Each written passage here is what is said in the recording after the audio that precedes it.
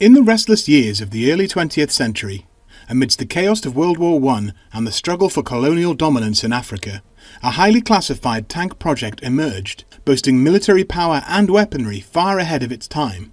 To avoid prematurely unleashing its destructive potential on Europe, the tank was dispatched to Central Africa with the mission of subduing the unruly Zusu tribe.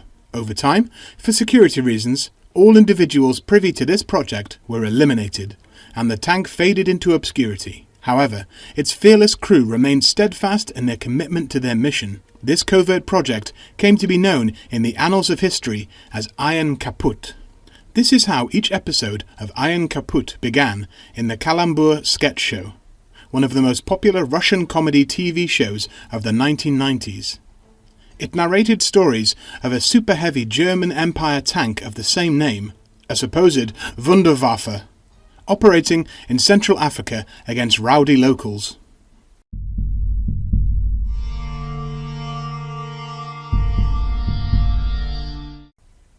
Before discussing the Iron Kaputt, let us outline the actual World War I era tank fleet of the German Empire. The most recognizable German armoured fighting vehicle from this period is undoubtedly the Sturmpanzerwagen A7V, developed in response to the appearance of British tanks. In early 1917, 100 chassis were ordered, 10 for use as armoured fighting vehicles, with the remaining 90 designated as Überlandwagen cargo carriers. However, the number of armoured vehicles was later increased to 20. The A7Vs saw action between March and October 1918 and were the only German-designed tanks to see combat during the war. While the A7V was already under production, German engineers developed the Sturmpanzerwagen A7VU in 1917, featuring a rhomboidal hull shape and layout similar to the British tanks. An effort was made to ensure that many parts were interchangeable between the A7V and A7VU. However, production of the A7VU, of which a single prototype was assembled at Daimler Motorengesellschaft, was ceased due to numerous drawbacks, even compared to the already problematic A7V. The development of the A7VU was finally abandoned on September 12, 1918. One of the most extraordinary projects of the era was the Colossal Wagen, also known as the K-Wagen or Großkampfwagen. This highly ambitious project was doomed to fail from the start due to Germany's lack of experience and industrial capacity to produce such massive vehicles. The tank was intended to be crewed by 27 men, including 2 drivers and 2 machine gunners at the front, a commander and an artillery officer in the turret, a signalman behind them, and 2 mechanics in the engine compartment. 12 additional crew members would operate the artillery guns and 4 more would man the machine guns. If completed, the K-Wagen would have been operated like a true land ship. The commander and artillery officer would observe from their cupola and issue orders to the drivers, who had no vision ports of their own. Orders would then be relayed to the gun and machine gun crews using light signals.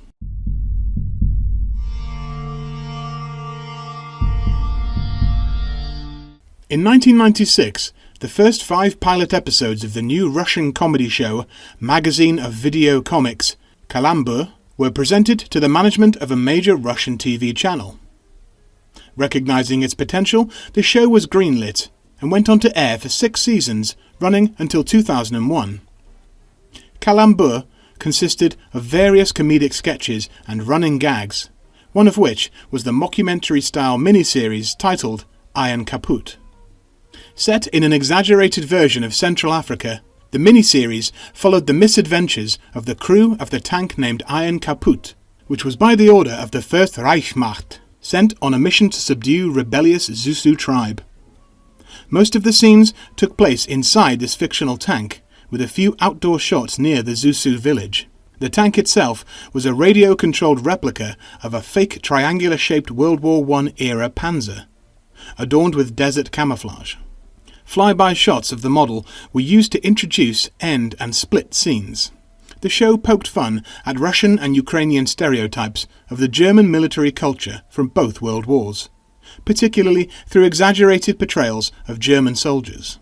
Characters had long, humorously formal names, spoke in exaggerated German accents, and wore oversized uniforms with an excessive number of medals. Moreover, ideas of German tank building were also made fun of. The plot is centred around a large, heavily armoured and armed Wunderwaffe vehicle, which turns out to be irrational, complex, and too expensive and useless in a combat situation it found itself in.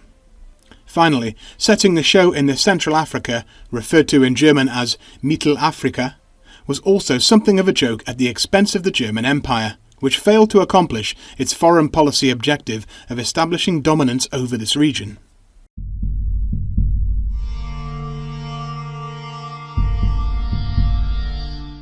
Despite being dubbed a Wunderwaffe, the Iron Kaputt has numerous drawbacks in its construction and features impractical weaponry. As such, the tank routinely fails to accomplish its task of subduing the primitively armed Zusu tribe. This contrast forms the basis for the plot of most sketches. One of the most obvious flaws of the tank is its unusual triangular design, which appears to serve no real purpose other than for comedic effect. The tank would likely struggle to climb even a small step, and would be helpless if it fell into a trench. The hull is of riveted construction and shaped like a triangular prism, with front and rear plates angled inward at 45 degrees. The armour thickness is unknown, but the sides appear to be quite thin, as they are easily pierced by the tusk of the Zusu war elephant in one episode. A cylindrical turret, armed with two coaxial short-barrelled howitzers, is positioned at the narrow top of the hull. Two small superstructures with more short-barrelled guns are situated on the front step of the hull. A driver's vision slit is positioned on the front right of the hull, while a hatch is located on the left. Each side features two sponsons armed with short-barrelled howitzers, one in the lower front part and another in the upper rear. Crew doors with ladders are adjacent to the front sponsons on each side. The right side also has a second ladder leading to the roof and main turret. Additionally, there are two vision slits on each side of the tank. The vehicle's running gear is covered by an armour plate, obscuring details about the transmission and suspension. With the motor located in the rear, it likely had a rear sprocket and a front idler. The suspension details are unspecified and not visible in the show. While it can't be said for certain, the vehicle likely had tracks running along the entire hull, similar to British Churchill heavy tanks or the French B-1 and ARL-44. The Iron Kaputt features 3-2 tine single-pin flat tracks, which are anachronistically modern for the era and more closely resembling the T-34 tracks from the Second World War. The calibre of the tank's guns is not precisely known. However, based on images depicting the tank's appearance, the loading process and the ammunition shown, it can be assumed that the calibre of the main gun was approximately 400mm. This is confirmed by the words of the commander, who refers to the gun as Big Bertha in one of the episodes. Big Bertha was a real 420mm siege howitzer used by the German Empire during the First World War. Using this estimation, the second gun in the turret would have a calibre of about 300mm. The guns in the sponsons would range between 150 to 200mm, and those in the frontal superstructures would be around 100 to 150mm calibre. An optical sight was used for aiming the guns.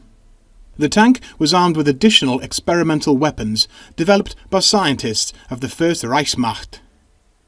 These weapons consisted of a collection of absurd, cartoonish and science fiction projectiles, which are inapplicable in reality.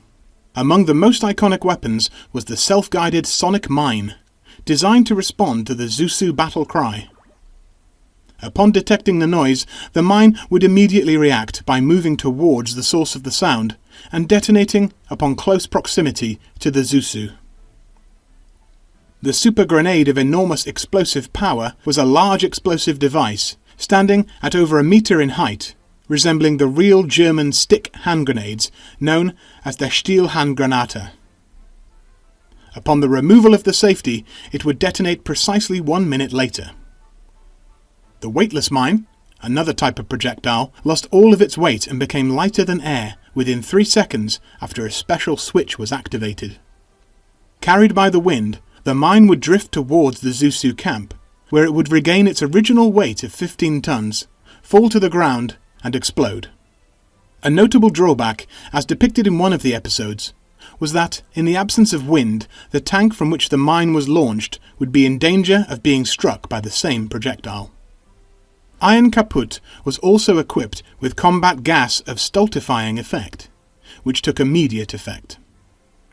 According to the commander, when exposed to this gas, the Zusu would lose control and engage in a variety of foolish behaviours, such as banging their heads against walls, tearing off pins, and attempting to stuff grenades into their pants. However, since the Zusu lacked walls, pants, or grenades, the gas had no impact on them.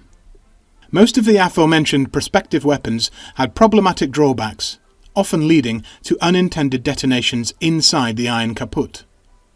For example, the super grenade of enormous explosive power had a particularly tricky flaw. Its safety mechanism consisted of a platform beneath the grenade used for transportation. While the grenade was on this platform, it remained inactive, but it would be armed upon removal from it.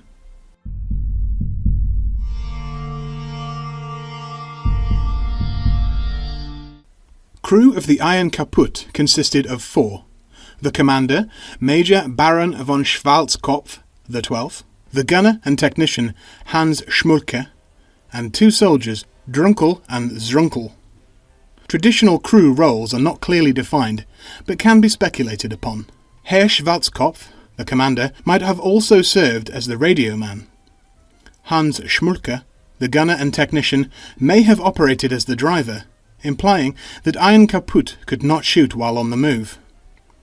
Drunkel and Zrunkel may have functioned as loaders, although on their own they likely wouldn't have been sufficient for reloading the numerous heavy armaments of the tank.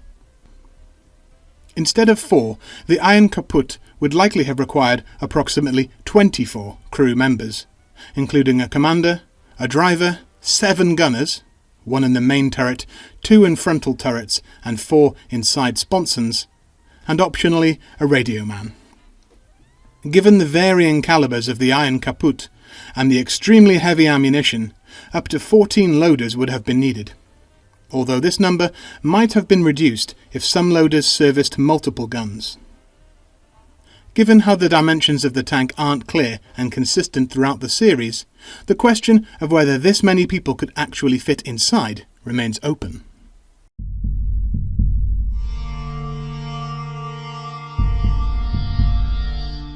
The primary objective of the Iron Kaputt in Central Africa was to subdue the unruly Zusu tribe.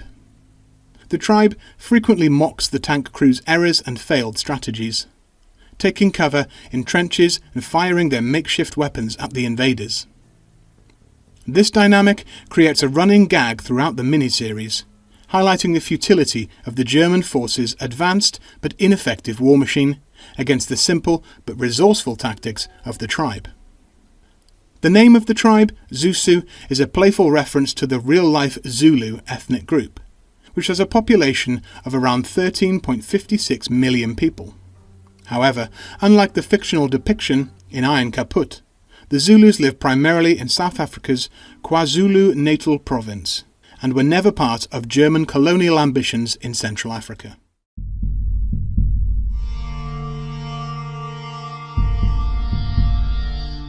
The production on the Calambur show stopped in 2001, but it nevertheless gained a strong cult following long after the final episode aired.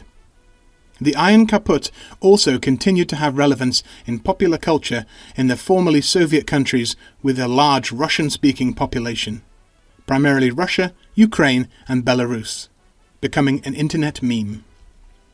For instance, when the online game World of Tanks introduced the premium Panzer B2 tank, which was considered overpowered, it quickly earned the nickname Iron Kaputt among Russian players. The term has since come to describe any tank presented as an ultimate weapon, but falling short in reality.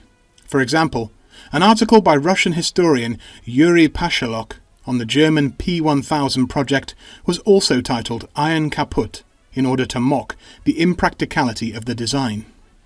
During the conflict in Ukraine, Russian propaganda sometimes labels Western vehicles, such as the M1 Abrams or the Patriot missile defense system, as Iron Kaputt, presenting these weapon systems as too expensive, over-engineered and impractical. Conversely, Ukrainian propaganda sometimes uses the term to describe Russian tanks like the T-14 Armata to similar effect. This concludes our video on the Iron Kaputt. What are your thoughts on it? Which other impractical and comically oversized weapons should it have used against the Zusus? Let us know in the comments below. If you haven't already, please consider supporting us with a donation via PayPal or by subscribing to our Patreon. We want to especially thank our medium and heavy tank Patreon supporters: Dave Shuford, Wolfhund, Michael Herman, Peter Bradbury, Leslie Holcower, Dan Fitzpatrick, Owen M, and Alex Harvey. Your generous contributions help fund our books, illustrations, and video production. Until the next time, keep us in your sights.